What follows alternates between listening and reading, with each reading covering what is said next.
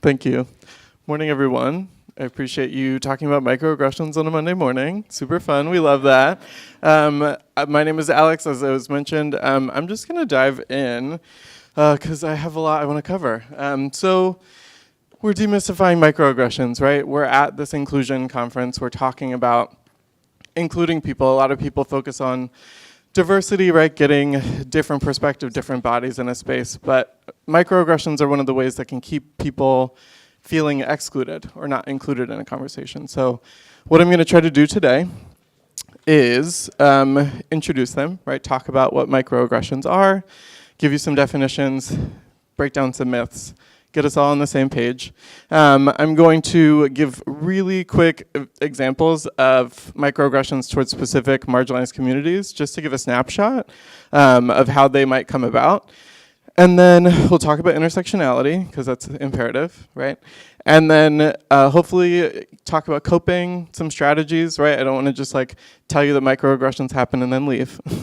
And then if we have time, discussion section. I usually, when I get to do this and I have a lot more time to breathe, I, as a counselor by training, love to do a grounding exercise. So if you're ever having this conversation in a meeting or a workspace, I recommend maybe just doing a grounding. This provides people a chance to like be present, right? If you're thinking about how fun your weekend was or what else you have to do this week, you're not focused on talking in the moment. So using things like this polygon, which can help with breathing, setting up community agreements, right? I can't go through all these, but things like making sure that your presentation, your conversation is accessible.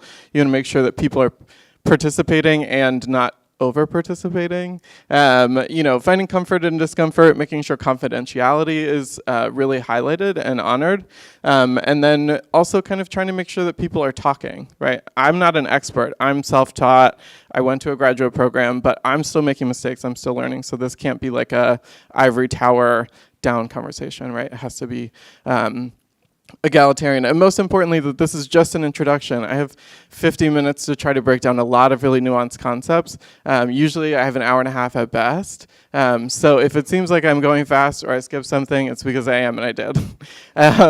And so lastly, I just want to say, I want to have fun. I don't know if anybody loves Amy Poehler and Mean Girls, but I'm going to try to be a cool mom today. And that's because if we just talk about oppression, if we just focus on how difficult all these things are, it doesn't activate. I want to energize people to leave and feel confident to make change. So silly GIFs are coming, bad dad jokes. You're sitting down, so you're prepared. Sorry for the people in the back. You have to deal with it. Okay, let's keep going. We're going to do an icebreaker, right? This penguin is lovingly pushing the other into the water, as I'm going to do to you. We're going to just do an identity exploration exercise. So, hi, that's me. I'm a Leo, so this happens. These are some of my identities, right? I'm male, I'm cisgender, I identify as queer, biracial, I'm an amputee, I have a master's degree, could be deemed a millennial, we'll talk about it. A slim build, I'm an American citizen. These are just a few of my identities. I want you to take the next minute, right? That can be, you can write it down, you can use your phone. Just think about some of your identities.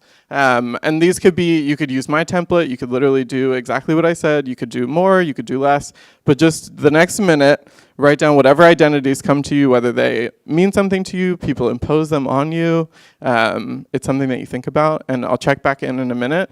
What we're gonna do after that is partner up and talk about what you wrote. You don't have to share everything, but I'm gonna make you talk, right? So I'll come back in a few.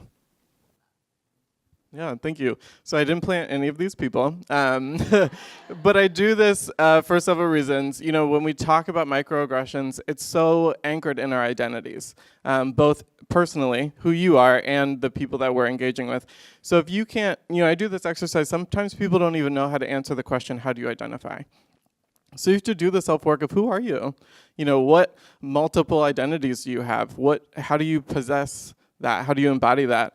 And then also understanding that this isn't a life-ending conversation, right? Identity politics carries so much weight and so much charge, and people get so like, oh, I don't want to talk about it. This is going to be so hard.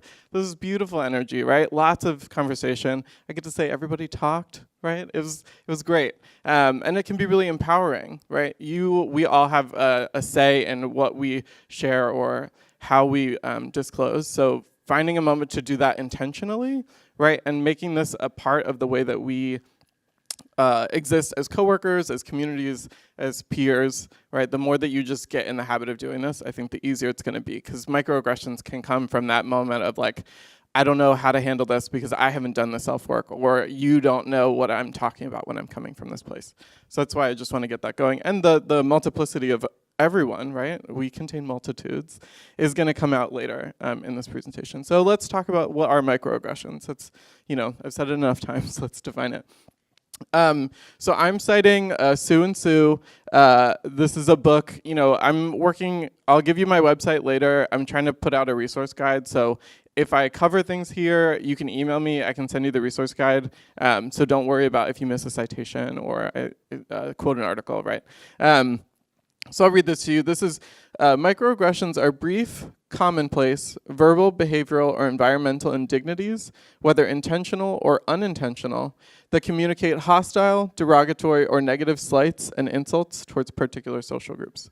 So to kind of break that down, basically, microaggressions are things that happen frequently and often, whether through words, body language, the spaces that we're in, that communicate, on purpose or not, are indignities, right? So they make people feel bad about themselves and their identity, that communicate these hostile, derogatory, or negative slights and insults towards particular social groups, right? So these things already exist about certain social groups, and these microaggressions are perpetuating them. They're making people feel othered or different.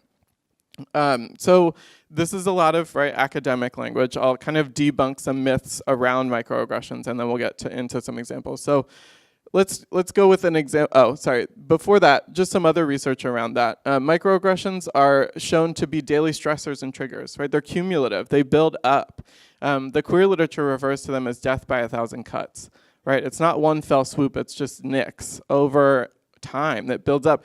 And there's research that shows it leads to negative biopsychosocial outcomes. So it's not just that they feel bad, it's that your body creates this chronic stress response, which we know leads to negative health outcomes over time. People perpetuating them oftentimes think that they're being moral, honest, right? It's a compliment, and they don't realize that they're doing it. And when people who are targets, right, receiving it, advocate for themselves, a lot of times their reactions are pathologized. So it's kind of, people are made to be like, you're being too sensitive, you're overthinking things, that's not what I meant, right? And now the person is in their head being like, am I too sensitive? Is this just me? Am I creating this problem? And a lot of times targets are caught off guard, right?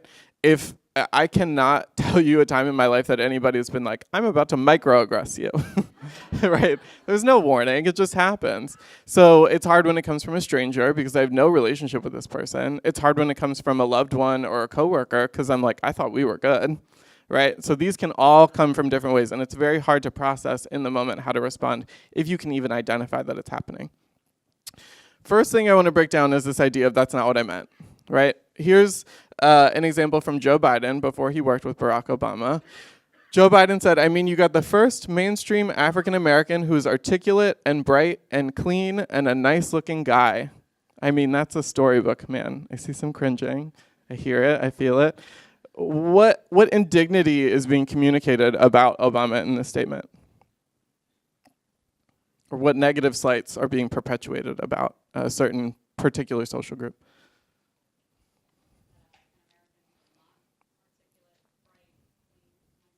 Mm-hmm.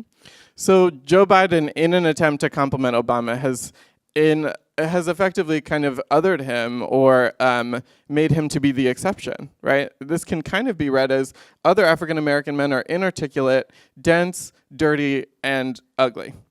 Right, but Obama's not. So, if he just had said articulate, bright, clean, nice looking, right? I'm trying for all those today. That's how these microaggressions happen. It's not what Joe Biden meant, but that's how it lands. Another myth is that micro means small, right? I give examples of these things that I go through, people have heard, and they're like, that doesn't sound like a microaggression, that just sounds like an aggression. Yes, it is aggressive, but based on the research, right, the literature, the definition that we're functioning from, micro is more of a reference to the sociological unit, right? Micro meaning small, so it's person to person. Macroaggressions are like when systems create certain things that are indignities or exclusionary. So things like racial epithets, right? The N-word, sexist language, those are still considered microaggressions. So it's not about the gravity, right? It's about who's interacting. So don't let somebody be like, oh, well, that's bigger than that. It's actually, these all are in the same family, even though they might feel different. Another thing that kind of comes up a lot is certain groups of people are like, well, I experience microaggressions too. Do you? At the end of this definition, right, hostile, derogatory, or negative slights and insults towards particular social groups. So this is saying that certain people who already experience these pressures or these indignities are being reaffirmed. So power is coming into play. This is about oppression. It's not about, for example, sometimes I've had in workshops white people be like, well, I get called cracker. Right? Isn't that a microaggression? Well, in America, right, white people are in a position of power. So being called a cracker is maybe prejudiced. Maybe it makes you feel bad. It is exclusionary. It doesn't feel good in a community space, but it doesn't reaffirm the oppression that you're already experiencing. Same thing with something like a cisgender person, cis being used pejoratively. Right? Cis people can use the bathrooms that they want. There's not a historical violence against cis people. They don't have to go through legislative procedures just to get their gender affirmed, right? So it doesn't feel good, and I'm not erasing that, but it's not a microaggression. Another myth is that these are mountains out of molehills, right? There's counter research saying, oh, you're making a big deal out of this. Well, actually, science, right? We love science, is saying microaggressions assail self-esteem, they produce anger and frustration, deplete psychic energy, they lower feelings of subjective well-being and worthiness. They also produce physical health problems. They shorten life expectancy, right? They're denying minority populations equal access and opportunity in education, employment, and healthcare. So this isn't us being snowflakes. This isn't the PC police, right? This is actual research that shows microaggressions really cause lasting damage. And in the workplace, right, we're talking about tech and inclusion. Microaggressions cause anxiety, paranoia, depression, sleep difficulties, lack of confidence, worthlessness, intrusive cognitions, helplessness, loss of drive, false positives, right? All of these things are damaging to a workplace wellness, health of your coworkers and colleagues, right? These are important things to remember. You're not making something out of nothing. So for time, I'm going to keep going. I want to try to leave time at the end for questions. Usually I like to check in, but I'll save that for the end. So for this next part, I'm going to try to just go through some vignettes, right? Some examples, some are abstract, some are vague, some of them I'm citing real, contemporary examples. Part of the importance of this section is that I'm addressing different systems of oppression. Sometimes I explain how those things work, right? If I had time, I don't. So since I'm at the helm of the ship, racism is real, sexism is real, ableism is real, homophobia is a thing, right? Okay, just not up for debate, just making sure we're all on that page. So in terms of racial microaggressions, right, one thing that can happen, an example of this is this research around, it's called Teachers, Please Learn Our Names, Racial Microaggressions in the K-12 Classroom. So there's research that shows that white teachers tend to forget or not learn the names of students of color more frequently than they do white students. Right? How might this be a racial microaggression? Or what is this communicating about race and people of color that's an indignity? Yes. Right, so your name's not important enough to remember. You are not important enough to remember. What else might be communicated here?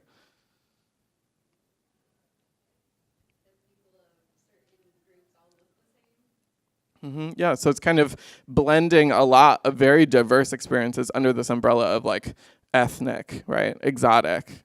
Are you about to raise your hand? Yeah. Yeah, your culture is weird or different. Like these white students, I get their culture, so this is easy for me, but I don't understand you.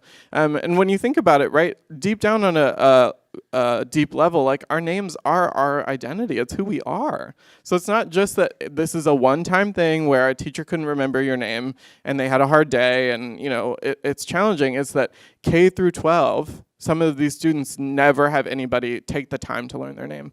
So when we think about those biopsychosocial outcomes, right, those death by 1,000 cuts, like that's over time.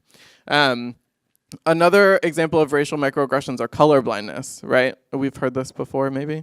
So let's say a person of color in the workplace expresses concerns in discussing racial issues to a fellow community member. If somebody responds to that by saying, well, when I see you, I don't see color. Maybe they kind of double down. They're like, I think you're overthinking it. We should emphasize similarities, not people's differences. Ultimately, we're all just humans at the end of the day, right? Yes, we are, correct. Right, but what is this communicating? What happens through this language? What is this saying about race? Mm-hmm. Yeah, it's minimizing your racial experience. Other things that are happening here, you know, you're saying that person doesn't want to acknowledge race, right? It might make them uncomfortable, it might be too challenging. Race and culture are not important variables, right, that affect your life. Your racial experiences aren't valid. It's kind of erasing how racism could be impacting your job, your ability to feel included. And it suggests that race is something that can be teased apart from your humanity. You know, it's saying that race is this thing that I don't have to look at. Well, race is a part of someone's experience. Maybe it brings them joy, community, value. You know, by saying I don't see that, you're distancing it as if it's a bad thing rather than something that could be additive, right? So again, usually I like to check in. Here's Chrissy Teigen being Chrissy Teigen. But we're gonna move on to gender, right? If you ever need to talk about gender, people are struggling, right? Sex, gender, sexual orientation, right? These things are not linked. If you're having people in your community who are struggling with that, or you'd like to explore that for yourself, here's a gender unicorn, right? We love them. I don't know their gender pronouns, so I'll say them. You know, and it's just showing, right? These are different spectrums that are not related, right? So this kind of plays into both gender and LGBTQ microaggressions, which I'll unpack in a second. If you're feeling hungry, you got a sweet tooth, you can go with the gender bread person as well. These are both online. You can check those out. Great for opening up dialogues around gender and sexuality. So in terms of gender microaggressions, right, there's all of these I could go into an entire workshop around. So I'm gonna kind of blaze through some. But if I show you a picture of this person, right, John McEnroe, who might be the next person I show under this slide, restrictive gender roles? Ooh, yay, everyone knows. Ding, ding, ding. How might the restrictive gender roles come about in the conversation between these two people?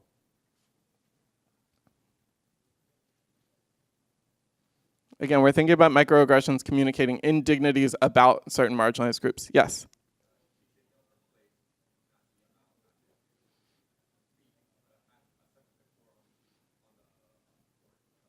Mm-hmm. So there's certain expectations of Serena Williams to have decorum, to know her place, to kind of behave a certain way that maybe, you know, John McEnroe didn't have those same pressures, right? Certain conversations are had differently about these two people very much around their gender. And in this case, you know, Serena's an example of how there's also intersectionality that comes into play of her being a black woman, right? But a lot of women in the workplace talk about how, well, if I'm being confident, I'm referred to as bossy or a bitch.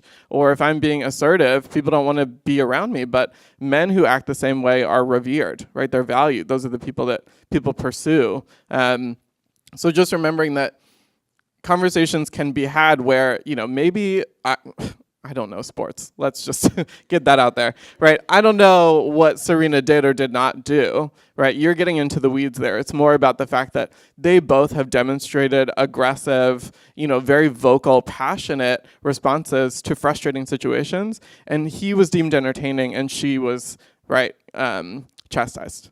So that's how this can kind of come about. There's other microaggression themes, right? Denial of individual sexism. We have a very pervasive and rampant just font of gender-based microaggressions in our presidency, right? I'm not proud of my locker room talk, but this world has serious problems. We need serious leaders, right? So this is denying, right, a lot of the sexist language behavior that President Trump has done by deeming it both as locker room talk, right, and by trying to pivot and focus on more important problems. Right, so if you experience things in the workplace where people are saying like, oh, it was just this, don't we have more important things to focus on? You know, oh, I think you're just being oversensitive, it was just a joke, right? These are microaggressions that are minimizing the fact that that is sexist language. It's not acceptable. It makes people feel bad. It makes people feel uncomfortable and unsafe. Beyonce. Again, I have these pauses in here for a longer presentation. I'm happy to kind of, if you want to have longer conversations, we can kind of do that aside. I can come in, we can talk about it, really flesh these things out, talk about it more. But 50 minutes is so short. LGBTQ microaggressions, right? This is a big umbrella of experiences. Lesbian, gay, bisexual, transgender, queer, questioning, intersex, ally, asexual, right? So these are a lot of people who are not cisgender, right?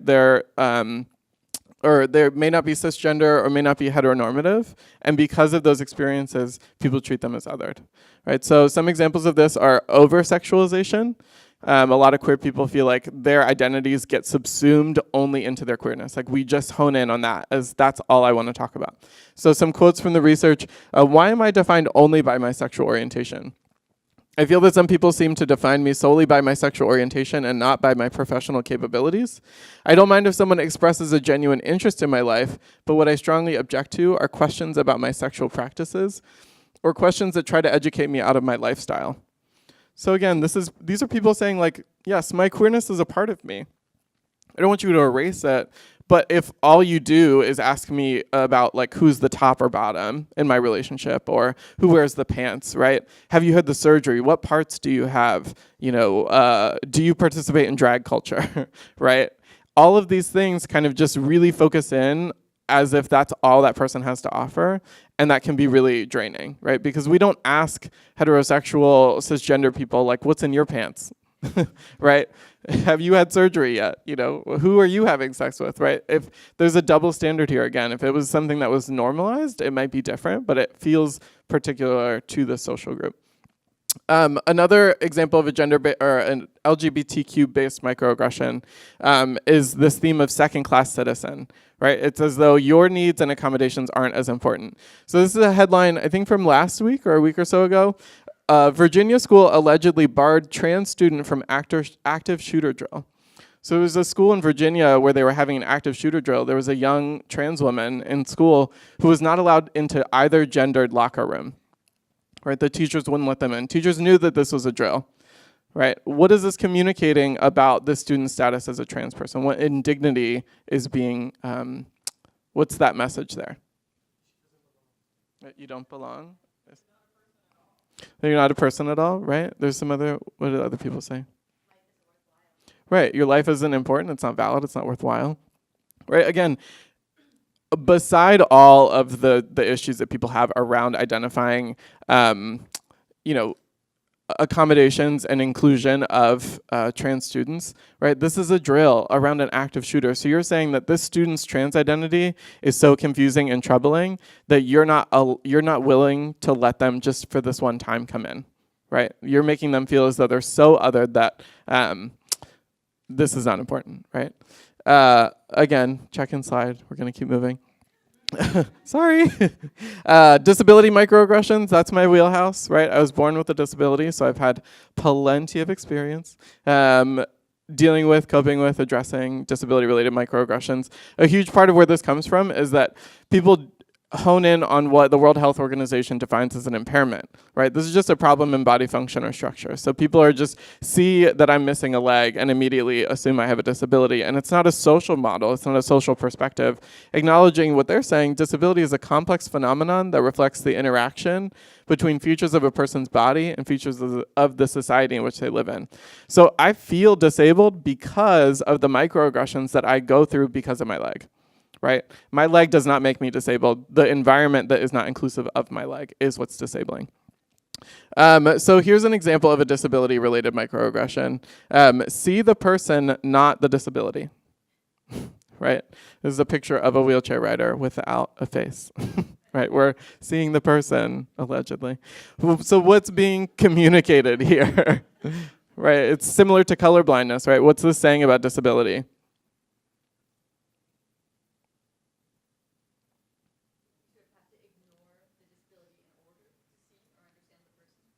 Exactly. It's treating disability, again, like a bad thing, right? It's something that you have to look past. I have friends who are like, well, I don't really think of you as disabled. Like, you get around so well. And what they're really saying is, well, because you get around well, other disabled people normally don't. So that's why I don't see you like that, right? It's communicating a lot of broad strokes about a really diverse, complex group of people. How about this one? There's a bodybuilder who's an amputee, and in the corner it says, no excuses.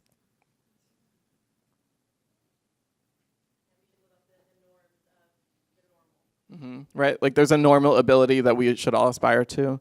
This kind of falls under the umbrella of what people refer to as inspiration porn, right? There's a lot of like disabled people out here doing the damn thing, and able-bodied people consuming their success and their triumph, their resiliency as something that's inspiring without any of the complexities or the nuance of the situation. That prosthetic is expensive, right? That's not an excuse. Like, that costs a lot of money. So for me as a disabled person, I don't look at that and feel inspired. I feel unempowered because I'm like, I can't afford that. Right? I just finished grad school, y'all. This is not on the list.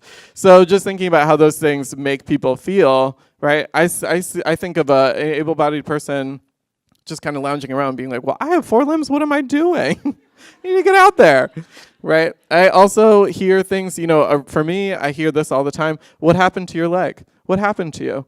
I don't think of you as disabled. Why don't you wear a prosthetic, right? All of these questions that are very invasive, right? Is a private experience. I have people, BART, Muni, coffee shops, bars, dates, right? Anything. People are just like, what happened to your leg?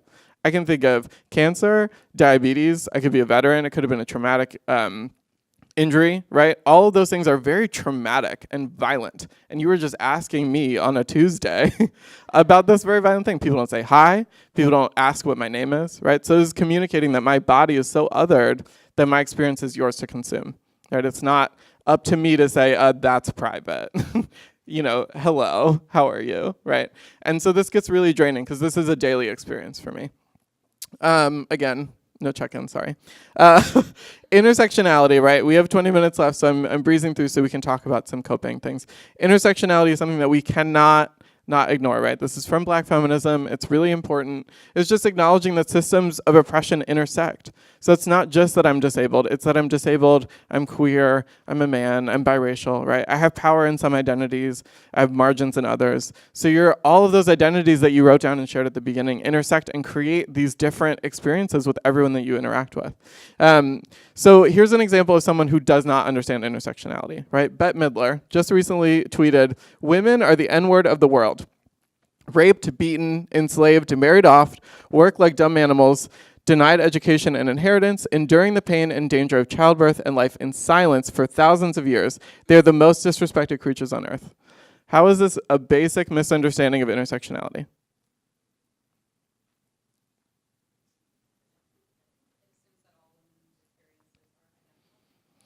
That, right? And the most basic piece is there are Black women, right? To say that women are the N-word of the world completely erases the fact that Black women exist, right? And how they experience the intersection of being women in a sexist society and Black people in a racist society. She then doubles down and says, I've offended many by my last tweet. Yeah, bet you did.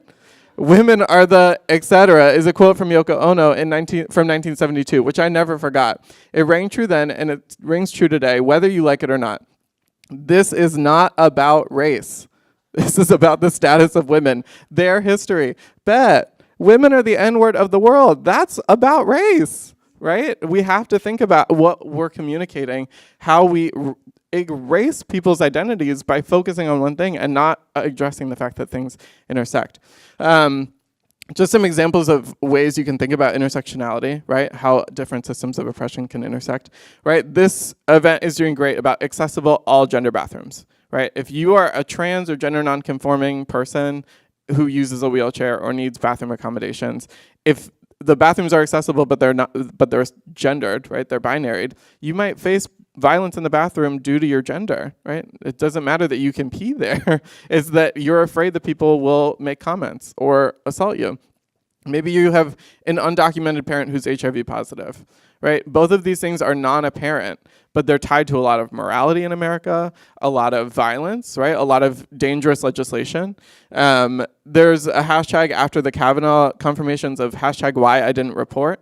There were a lot of disabled women who came forward and said, as a woman, I was afraid of being gaslit, being told that my experience wasn't real, I should have done something. And then as a disabled person, I was concerned that I've fought for independence. Disabled people are rarely allowed independence. And if I come forward, people might try to take that away from me out of fear of being independent. So this intersection of experiences makes that really troubling. There's also research around police brutality that there's a higher incident of disabled Black people being killed by police violence, right? And so being these two marginalized experiences can be really dangerous together.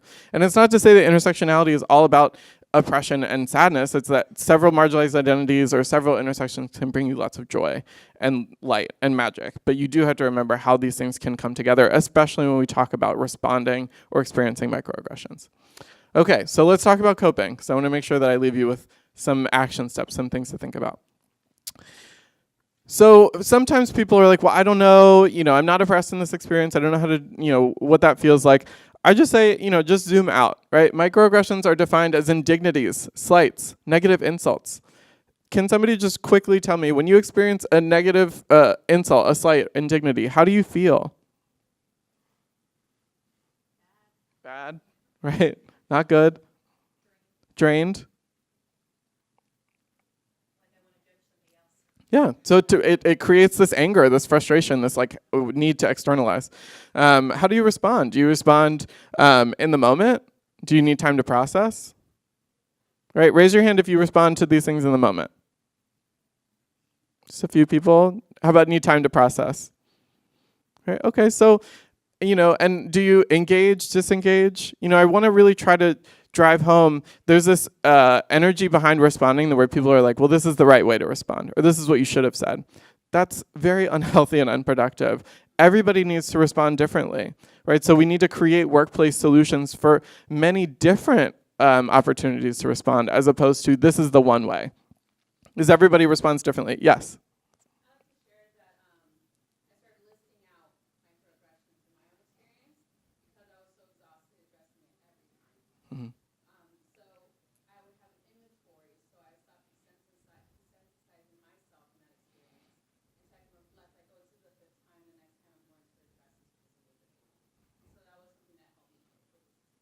Thank you for sharing that. That's a really great example of, empowering yourself. Yes.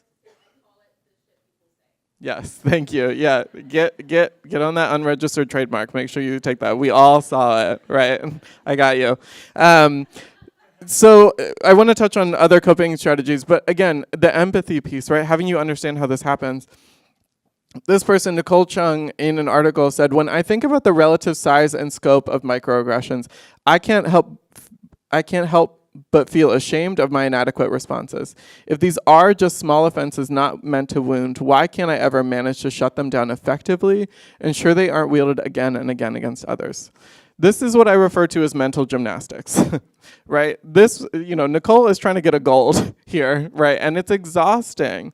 I can't help but feel ashamed of my inadequate responses. There's shame, there's feeling inadequate, there's a sense of, again, the right response, a right response that's so right that Nicole is hoping to shut them down effectively, making sure they never happen again to anyone else. Right? That's a very high task for one person to take on, that you respond so well that you now neutralize this person's entire implicit bias towards a certain particular group and will not do that again. Right? And then if you think about, maybe Nicole is a queer woman of color with a disability, right? How many times is how many times is Nicole experiencing this thought, these feelings? Right? So when we have people who blow up in response to things, or we feel like you didn't need to react that way, that's a lot. Right?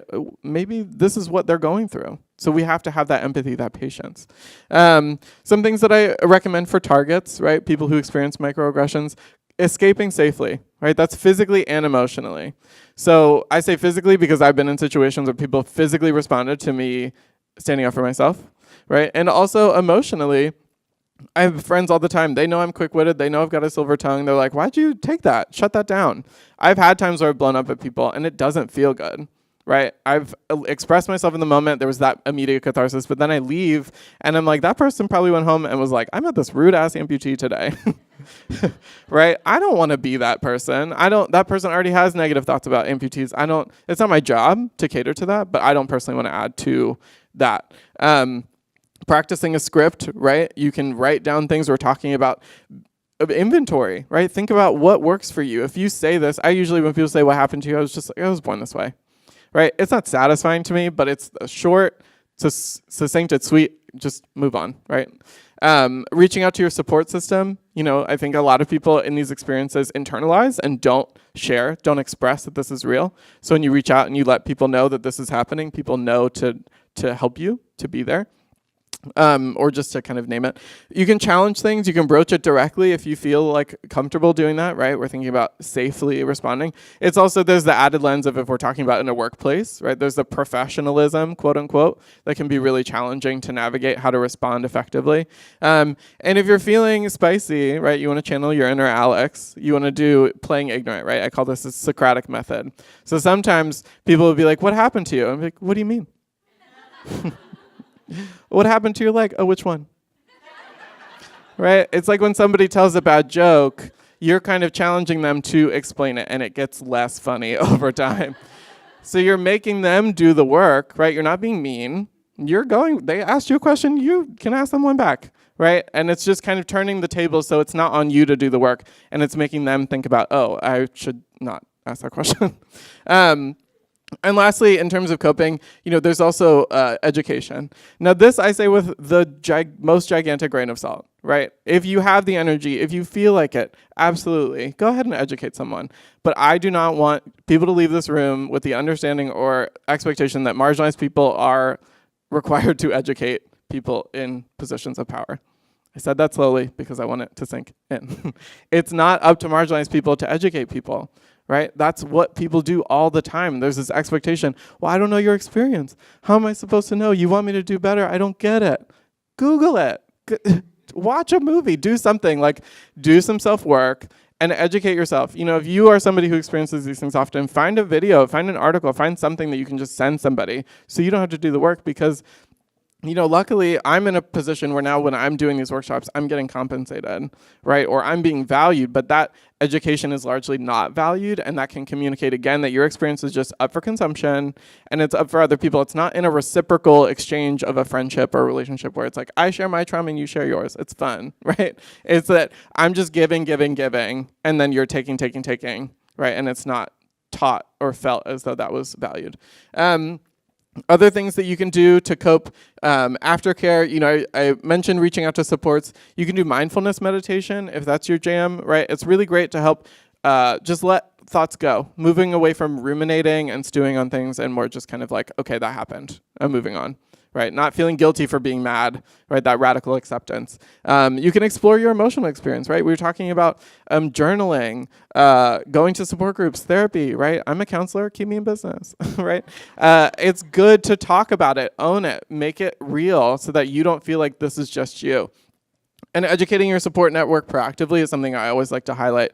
I have friends now who I've told, I have people say these things to me, I'd really like you to do this, right? Because I've been in situations where I found that people will say like, oh, what happened to you? And everyone around me goes silent, right? It's the freeze frame. And now it's up to me to fix the moment. Because I've had people be like, well, I didn't want to step in because I thought that would disempower you. I'm like, no, I feel disempowered because no one stood up. Right? So when you tell people, if you hear this, clap back for me, that would be great, right? Or if you hear this, take me home, I need rosé, I need Ben & Jerry's, I'm done, right? The party's over, I want to be out of here. And that way people know ahead of time as opposed to doing that. And for you as an ally, you can say, hey, you are a woman in the workplace, you are a black woman in the workplace, you are an undocumented person, what do you experience and how can I be there for you, rather than just waiting for people to come to you about it. In terms of prevention, right, I mentioned self-work and exploration. All of this is coming up from implicit bias. It's because you have very two-dimensional perceptions of marginalized groups of people. So do work, right? Don't just wait for people to teach you, wait to mess up. Process, challenge yourself, immerse yourselves in culture, right? Say, I want to learn about this culture from that culture. Find things that are empowering and made by that community, not like Scarlett Johansson playing that community, right? We want to like consume empowering media. In terms of advocacy, you want to promote accessible and inclusive spaces, right? Understanding where these things come up ahead of time and try to mitigate that proactively as opposed to just in a reactive way. You know, utilize your ERGs, your human resources people. Like, these are people who are there to create space for you to explore these experiences and own that this is what you go through. So utilize that.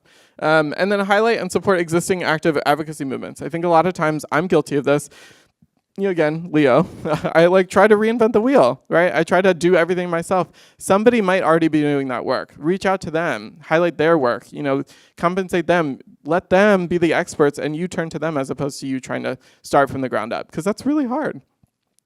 I also say, you know, do training, right? Today's great. We had 50 minutes. I flew through, but there's so much more. You have to continue doing this work. This can't be your one time you talked about microaggressions in 2018, and then you're like, I'm great, see you 2019, right? You have to keep doing this work. And including marginalized communities in the trainings and workshops, right? So I feel very honored and privileged to be here today to speak to my experience and try to create space for other people. You want to make sure that you're continuing to do that because people speak best to their own experience. I can't say what it's like to be the other things that I talked about. I was just trying to shed some light on that. So the more you include those people, the better it is. And then in terms of intervention, naming it, right? Making the invisible visible. That's not the moment where it happens and then everyone's like, ooh, moving on, right? You want to just say, like, something happened. It was an oops. It was an ouch. Broaching microaggressions, you know, exploring in your workplace culture, are you a safe space? Are you a brave space, right? Is this something where everybody tries to do something nice and treat everybody well? Or are you courageous and say, like, I messed up. Like, how can I do better, right? Hosting group discussions, brainstorming ways to cope positively, developing a variety of responses, right? So again, not just one response, multiple responses. Doing role plays, right? You practice with a coworker, your mentor, peers. How do you want to respond, right? Say it out loud. Give it a try. Maybe saying I was born this way doesn't really satisfy you. You need something different. Paying particular attention to common themes, right? Disability, like helplessness comes up a lot. So make sure that disabled people can act independently in a space as opposed to needing help, because that's where a lot of microaggressions occur. And developing and fostering a healthy balance of call-in and call-out culture, right? That's a huge thing. And this other point too, learn how to apologize effectively, right? Both of these things could be separate workshops entirely, but just thinking about how calling in could be beneficial in some moments versus calling out. And ultimately, right, we've got Juju, one of my favorite drag queens, just talking about impact is more important than intent. I think there's that quintessential microaggression imagery of like, if you run over somebody's foot with your car, if the first thing you say is, that's not what I meant. That's not paying for my hospital bills, right? Apologize. Just own that you made that mistake. Understand that you hurt someone. And yes, you can own, that's not what I meant, but I'm learning. Or it's not what I meant, but I'm sorry I made you feel that way, and I really want to work on that. Right? Focus on the person, highlight the person who is experiencing that rather than your experience, because you are not the one who experienced it. I also, on the other hand, people will like profusely apologize, right? People love to do the, oh my God, oh my God, oh my God, oh my God. I'm so sorry. I'm so sorry. How can I make this up to you? And now I'm like, why am I coddling your pain? This is weird. It seems like the tables have turned here. So just kind of understanding that. And then lastly, you know, I wanted to create space for questions. I'm gonna quickly just do my thanks and then go back because I think we have like 5 minutes. But, you know, just thanking people for inviting me in. I really appreciate the space and time. This is really important to me. I hope that this was helpful, or at least a start. I have really brilliant people in my life who have helped me put this together, right? I love to try to create a group of people who are also marginalized, and we're all creating work for each other. So I've had a lot of help. This definitely was not just me. Don't get it twisted. And if you need anything, right, I'm at GlampUT on social media. Hey. So follow me on Instagram, Facebook, LinkedIn. Reach out to me. My email is alex@glamput.com, right? And also glamput.com I'm building out, so I have resources available specifically around disability justice, but I'm going to add this microaggression stuff in too. So I think this information needs to be available, so if you want to reach out to me, if you want to book me, you want to just have conversations, I can do facilitation, consulting, whatever, just touch base. So with that, how much time do we have left? You have 5 Yes! Wow, I set 7 minutes land worth. speed records. Thank you. Yes, what's your question? Question, if you can maybe share 1 or 2 tips on dealing with, when you deal with microaggressions, obviously in a supervisory role, right? Direct report manager. Oh, thank you. When it's you're dealing with it with a manager or supervisor or leader, and every time that happens, you kind of get it comes back to you saying, well, you misunderstood what I said, or that's not what I meant. And it's when it happens over and over again, and you're thinking, well, is it me or is it the person? And you start you kind of going through your head, right?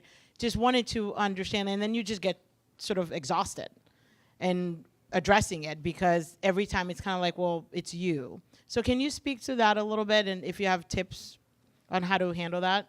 Absolutely, that's a great question. So basically, again, addressing this power differential where if a supervisor is committing microaggressions towards you, and mostly around this idea of like erasure or invalidation of making you feel like, oh, that's you, you're being too sensitive.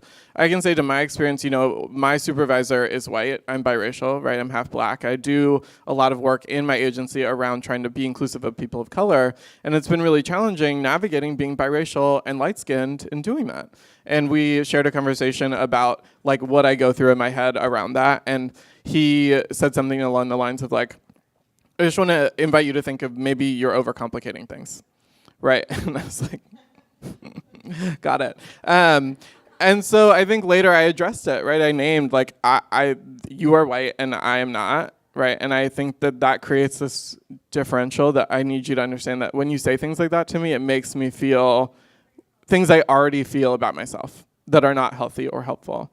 And I have the privilege of being a counselor, so like talking about our feelings is like our job.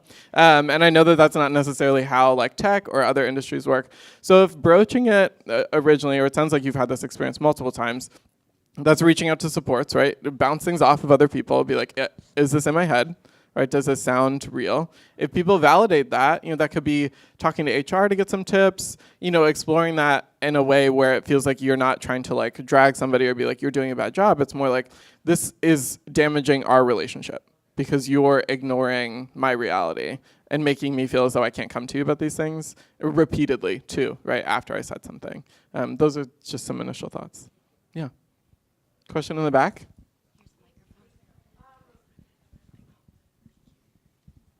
If you do see microaggressions happen in front of you, like in a group setting, what are some appropriate responses for the witnesses who want to step in? Yeah, that's a really great question. So when you see it in a group, if you're a witness, like how do you respond? Again, I think really centering the experience of the person who is the target, right? So if you go straight to like addressing the perpetrator, the target can just be like, hi, hello, I'm here, right? I just experienced that. And so just trying to find a healthy balance, right? Just checking in with that person, let's say it's like a staff meeting or something. I think making a really big deal about it sometimes can like draw a spotlight and make the situation more intense and something that people don't want to have to deal with. Like maybe they just want to get out of there and process it slowly over time. So I would say just kind of try to find that balance. Don't just let it sit. But let's say like somebody says something sexist and I was a witness to that. I might kind of like, I've had times where, very like office gym style, like I'll look at them and be like, are you okay? Right? Just kind of making eye contact, use nonverbals to be like, I saw that, I heard that. Right, that's not just you. Text people, be like, do you need to talk later? Right, do something to kind of just let them know that you saw that. And if it's egregious enough, hopefully somebody will say something. And if somebody doesn't, let that be you, right? And then if you feel comfortable, you can address the perpetrator and be like, do you want to talk about this? But again, centering that person, being like, do you want me to talk to them for you? Do you want me to talk at all? Right, because you don't want to do things that make things worse for the person as opposed to kind of like functioning, assuming that you know how they want you to respond. One last question, maybe? Or comment. I love process comments. Again, counselor, right? How was this for you? What's coming up?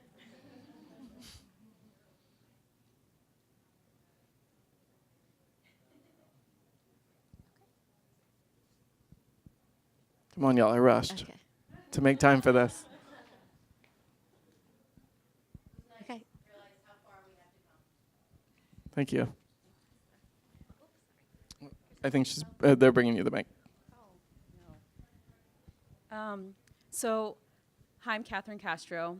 How do you make it known that you're open to be called in if you say something that's a microaggression and maybe you're working on yourself? How do you make it known to other people? Like, hey, if I offend you, anybody around me, how can I make it known? I love that idea of just being proactive, right? Some spaces do like an inclusivity clause, or here's our diversity statement, right? If there are ways in your workplace or your community to just put out, like, I'm a resource, I'm an ally, that allyship includes, right, talking about things. I'm happy to learn. I'm working on myself. So if this happens, you can make that very known publicly, or maybe if you have authority, making the team understand as a supervisor or as a manager, like, I want to talk about this, so let me know. Like, come to my door. You know, maybe there are those like safe space LGBTQ things. Like, you could create something where it's like, let's unpack microaggressions together, right? You can have some messy baggage or something like that. But just talking about that proactively. And then for me, I know that if I'm with friends, like I've had friends where people have made fatphobic comments to them. And after that, when I check in, I'll be like, also, if I do anything, let me know. Right, it's a natural way to kind of just broach it because it's already happening. You're already talking about it, and then you can include yourself as somebody who's not just a resource, but somebody who's trying to like do better. I think can provide a really natural way to do it because sometimes it can be jarring if you're like having drinks and you're like, P.S. if I say anything transphobic, like just let me know, you know, which like also you can do, right? If you have that kind of relationship, don't not do it, but just the more it feels natural and less like jarring for somebody, because maybe somebody doesn't want to think about microaggressions during happy hour. I know I do not. So with that, I think we're out of time. So again, reach out, alex@glampt.com. Any questions, comments, feedback, right? I'm still working on my facilitation, so happy for any constructive, please, feedback. Thank you.